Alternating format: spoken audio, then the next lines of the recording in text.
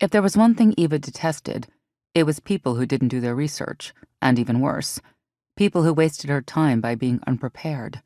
The second and third candidates were not as bad, but something was missing from both their presentations.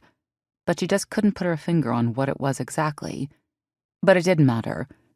How could she expect them to advertise and market her company's new range of products if they couldn't even properly pitch themselves? She aimed for perfection, and nothing they had brought to the table was anywhere near perfect.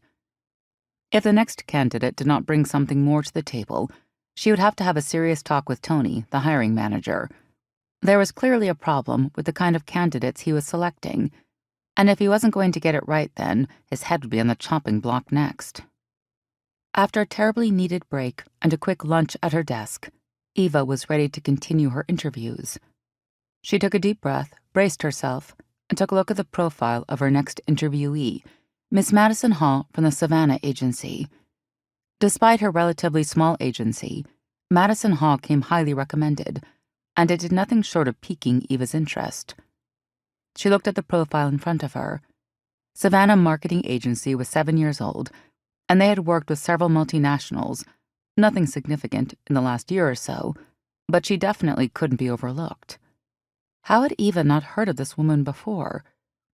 It's true that she barely kept up with the social circles, but a company with a resume this impressive ought to have been on her radar.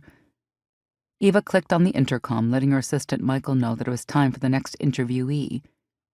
Eva's attention had just shifted to the stack of paper in front of her that provided all the information on the remaining candidates when Madison entered the room. "Good afternoon, Miss Hall. I hope to God your presentation pulls me out of the deep pits of boredom I've been thrown into by your predecessors this morning," Eva called out without lifting her eyes from the sheet of paper her eyes were now firmly glued to. "Well, I hope so too, Miss Perez. The traffic to this part of town is absolutely terrible. I wouldn't like to imagine that I braved it for nothing. Plus, boredom really isn't my style anyway." Eva couldn't help but smile at the apparent self-assurance. She had a good feeling this would be interesting.